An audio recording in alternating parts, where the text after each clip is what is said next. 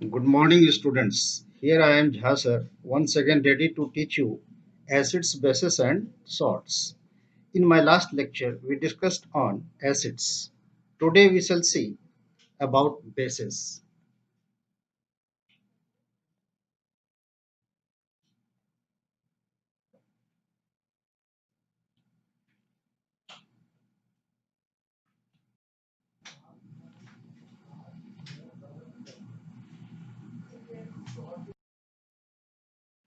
So, dear students, we shall see the definition of bases. Base is a substance which releases hydroxide ions when dissolved in water. यानी पानी में जब हम लोग किसी base को डिसॉल्व करते हैं तो वो हाइड्रोक्साइड आयंस देता है. हाइड्रोक्साइड आयंस का मतलब है OH माइनस. ओके. और किसी बेस का जो टेस्ट होता है वो बिटर टेस्ट होता है. और अगर उसको हम लोग टच करके देखेंगे तो वो कैसा होगा? शोपी होगा. शोपी का मतलब साबुन जैसा. जैसे साबुन स्लिपरी होता है ना, वैसा ही टच करने से मालूम होता है कि बेस एक शोपी है. ओके. और कोई भी बेस किसी रेड लिटमस को वो ब्लू कलर में चेंज करता है. ठीक है. और अगर हम लोग दो इंडिकेटर्स देखेंगे जैसे फेनोप्थेलिन या फिर मिथाइल ऑरेंज. फेनोप्थेलिन में कोई बेस का कलर पिंक हो जाता है मिक्स करने से, और मिथाइल ऑरेंज में बेस को अगर मिक्स करेंगे तो उसका कलर क्या हो जाएगा? येलो हो जाएगा. ओके. नाउ वी शall see the classification of bases. So on the basis of ionization, we see there are two kinds of bases, strong bases and weak bases. Strong base का मतलब ये है कि अगर किसी वाटर में किसी बेस को अगर डिसॉल्व करते हैं तो वो कंप्लीटली वो डिसॉल्व हो जाता है और आयोनाइज हो जाता है. ओके. एग्जाम्पल के लिए सोडियम हाइड्रोक्साइड और पोटेशियम हाइड्रोक्साइड. और वीक बेस वो बेस होता है जो वाटर में पार्शियली आयोनाइज होता है. एग्जाम्पल के लिए NH4OH यानी ammonium hydroxide. Next calcium hydroxide CaOH whole 2.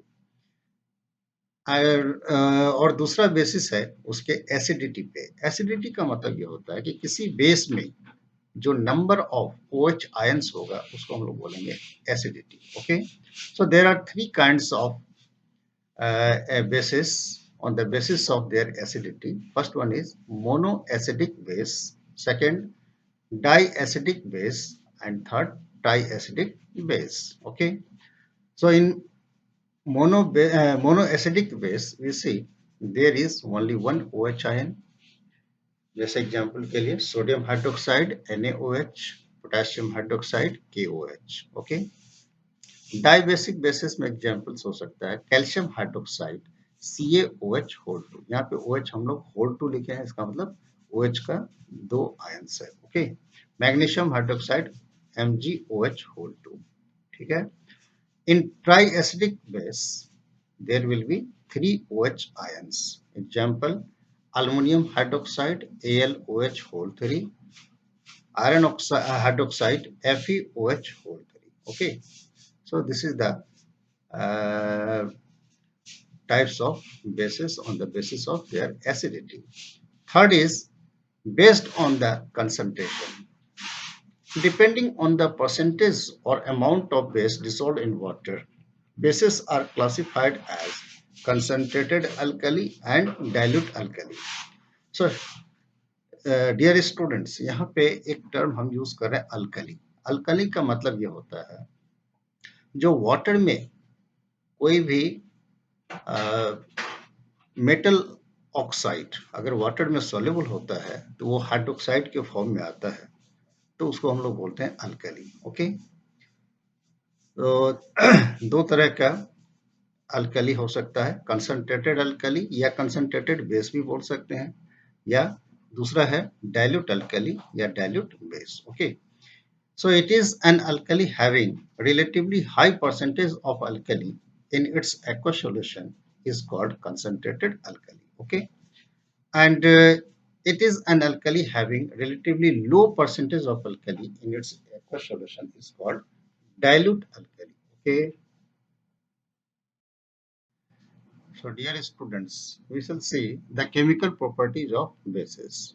पहला प्रॉपर्टी है मेटल के साथ में अल्कली का रिएक्शन। जब कोई अल्कली, जिसको हम लोग बेस भी बोलते हैं, मेटल के साथ रिएक्शन करने से सॉल्ट और हाइड्रोजन गैस का फॉर्मेशन करता है। एग्जाम्पल के लिए सोडियम हाइड्रोक्साइड अगर अल्युमिनियम के साथ में, अल्युमिनियम एक मेटल, उसके साथ रिएक्शन करता है तो सोडियम एल्यूमिनेट का फॉर्मेशन करता है, साथ में हाइड्रोजन गैस भी देता है। सोडियम हाइड्रोक्साइड अगर जिंक मेटल के साथ में रिएक्शन करता है तो सोडियम जिंकेट का फॉर्मेशन करता है, जो कि एक सॉल्ट है, और हाइड्रोजन गैस का फॉर्मेशन करता है। दूसरा रिएक्शन है बेस का reaction with oxides of non metals. Dear students, oxides of non-metals are acidic in nature. This is very important.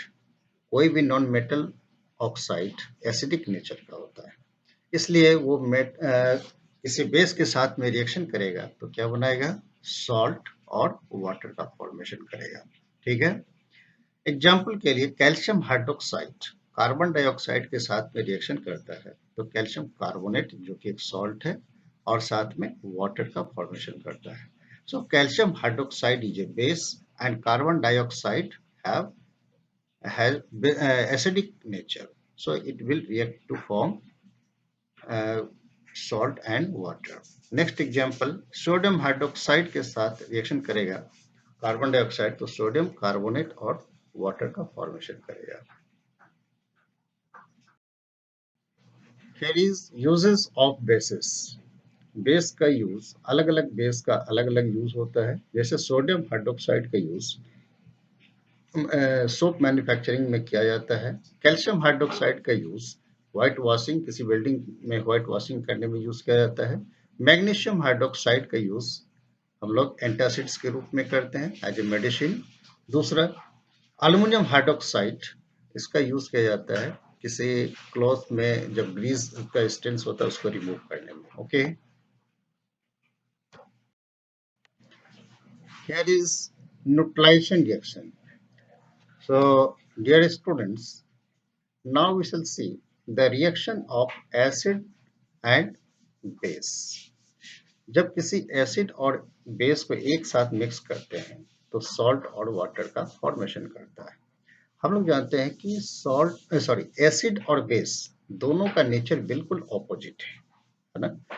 और अगर दोनों को मिक्स करते हैं तो एक दूसरे को वो क्या करता है, उसके नेचर को एक दूसरे को न्यूट्रलाइज करता है, इसलिए इस रिएक्शन को हम लोग न्यूट्रलाइजेशन रिएक्शन भी बोलते हैं। Okay, so here is examples of neutralisation reaction as sulfuric acid H2SO4 when reacts with sodium hydroxide it will form a salt Na2SO4, that is sodium sulfate, and water, that is H2O. Similarly, nitric acid HNO3 when reacts with sodium hydroxide it will form sodium nitrate NaNO3, a salt, and water H2O. Okay, HCl is also an acid, hydrochloric acid. When reacts with sodium hydroxide it will form salt, sodium chloride, and water. Okay, now we shall see some more reaction of acids. Okay, here is a reaction of acid with metal oxide. किसी metal oxide के साथ में acid कैसे reaction करता है। So acid react with metal oxide to form salt and water. Okay, इसका मतलब ये हो गया कि अगर एसिड मेटल ऑक्साइड के साथ में रिएक्शन करता है और सॉल्ट और वाटर का प्रोडक्शन करता है, इसका मतलब है मेटल ऑक्साइड का नेचर बेसिक होगा। Okay, so acid plus metal oxide it will form salt and water. Here are more examples. Hydrochloric acid reacts with calcium oxide. It is calcium chloride and water will be formed. Sulfuric acid when reacts with zinc oxide, it will form zinc chloride and water. And alumina or aluminum oxide Al2O3 reacts with hydrochloric acid, it will form aluminum chloride and water. Okay. So students, अभी तक हम लोगों ने base के बारे में study किया। अब हमारे बुक में जो इन टेक्स्ट क्वेश्चंस है उसके बारे में हम लोग देखेंगे, है ना। इंटेक्स क्वेश्चन में 3 क्वेश्चंस था जिसका मैंने यहाँ सॉल्यूशन तुम लोगों को दिया है ना। और इसको अच्छा से तुम लोग पढ़ोगे और ये तीनों question examination point of view से काफी इंपॉर्टेंट क्वेश्चंस है, इसको अच्छा से देखना है। तो आज के लिए बस इतना ही होगा, है ना। So this is your last question. Okay, ठीक है, थैंक यू।